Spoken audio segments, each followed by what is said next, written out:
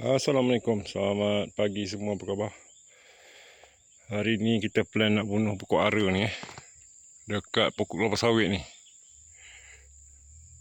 Bukanlah pokok ara, dia pokok ara tak pasti Nanti akar dia akan belit macam ni. Dia akan belit pokok sawit ni sampai ke bawah. Nanti sawit ni dia akan mati dan pokok ni akan berdiri tegak. Dia akan jadi berdiri tegak lah, sebab dia dah membina struktur akar dekat pokok kelapa sawit ni. Sawit ni pun kena ganoderma. Tak lama lagi dia pun mati juga. Nampak ni, ganoderma. Tapi siapa yang nak pokok ara ni? So solution dia,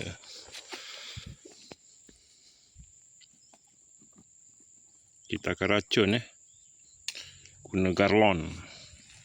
Saya pun tak boleh nak anggar ke banyak mana saya nak pakai. Sikit lah, sikit je. Sebab garlon ni dia punya bau.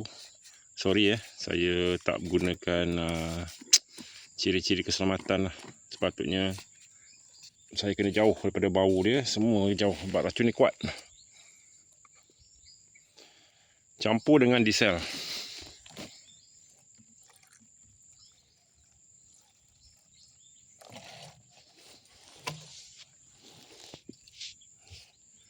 Sepatutnya banyak tu lebih kurang 6 liter 6 liter diesel.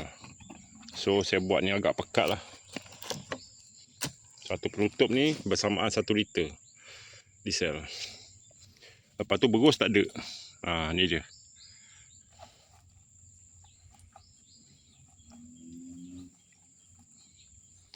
Diesel ni sebagai pengikat lah, untuk dia tidak kering dekat tempat yang kita sapu. Dan mudah-mudahan hari ni tak hujan lah. Zas.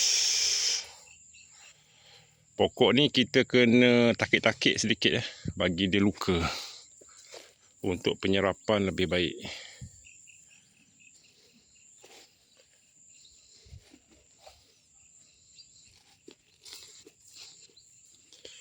Pastikan dia basah.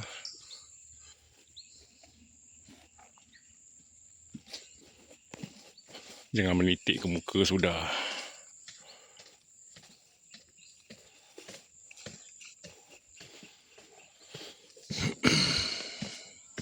Garlon ni saya tak tunjuk ada punya hasilnya nanti.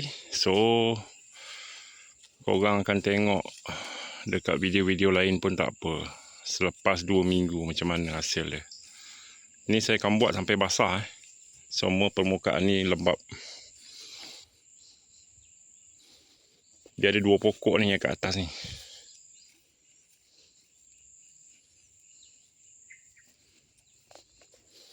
Berus tak ada.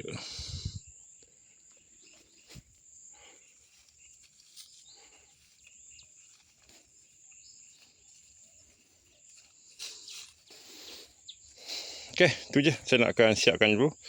Video pendek aja. Kalau nak bunuh pokok ni dalam masa 2 minggu, daunnya akan luruh. Pokok sebesar mana pun, korang hanya luka kan, sikit-sikit je tak apa. Tak luka pun tak apa. Tak luka pun tak apa. Cuma lebih berkesan lagi, lebih efektif kalau korang lukakan sedikit. Ni dia. Garlon 250 campur dengan diesel. Kalau korang nak racun dan pokok anak-anak kayu, korang boleh campur dengan air galon ni. Penggunaannya sikit je. Tapi saya buat ni agak pekat lah. Geram pun ada ni sebenarnya. Alright, tu je. Assalamualaikum. Video pendek je. Bye-bye. Korang boleh tengok dekat beg kuning